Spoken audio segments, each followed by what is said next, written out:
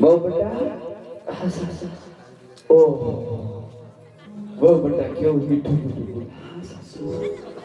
તમારો અવાજ સાંભળી તો મને કાંઈ કાંઈ થાય છે બહુ બેટા આ બાજુ થોડા ઓર આવતા રહે જો તમારા સપના સાચા પડ્યા છે તમારે જાવું જ છે હા હા તમારો અવાજ સાંભળું છું એટલે મને મારું નાનપણ યાદ આવે છે કે હું પૈણીને આવી ત્યારે આવું બોલતી હતી મીઠું મીઠું હા સાસુમાં બોલો સાસુમાં કેમ છો મજામાં હવે આવું થઈ ગયું જાઉં છું અને આ રોકાઈ જાઉં નથી જાઉં મારે તો માનવના લગ્ન જાવું શું કામ માનતા નથી માની જાવ એમાં મચાઈ રહેશે મને પાદર સુધી વળાવા આવે સાસુમાં પણ તમને ખબર છે આ તેતર કેવા બોલે છે હે આજ ડાબા હારે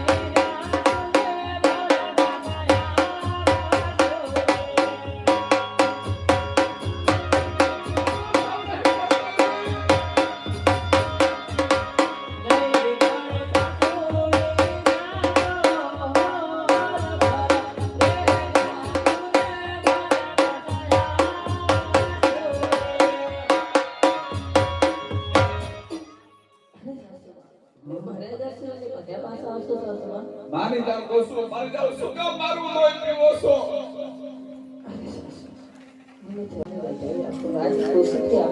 ઠીક છે જો તમે કહો છો તો હું આ નહીં પાડું જાઓ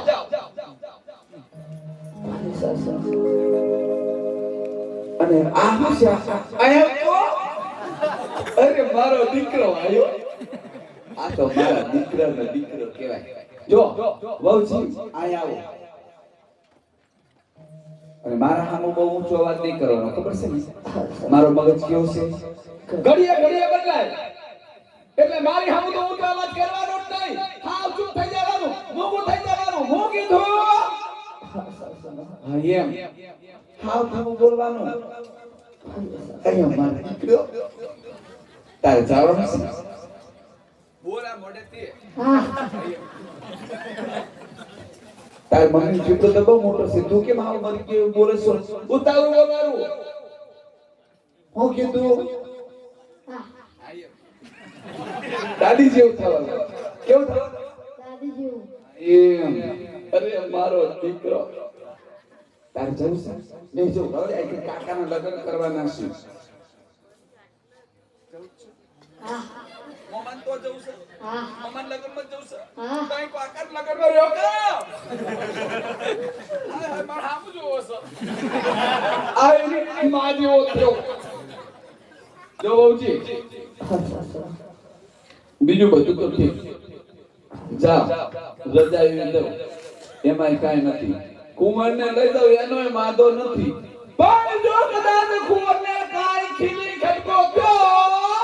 તો મારા જેવી કોઈ ભૂડી નથી. અને યાદ રાખજો, કાન ખોલીને સાંભળજો, જો કદાચ કુંવરને કાંઈ થયું તો પીગળગઢના ધારવા જોવાનું માંડી વાળજો.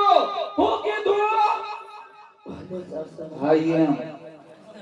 વળતા તમારા ભલોતા પગલા લઈને પાછા ન આવતા. ઠીકલો હું જાઉં છું. હાથ મંજાવજો. કુંવર તમારે જાવું છે? અરે મારો દીકરો હાથ મંજાઈ ગયો.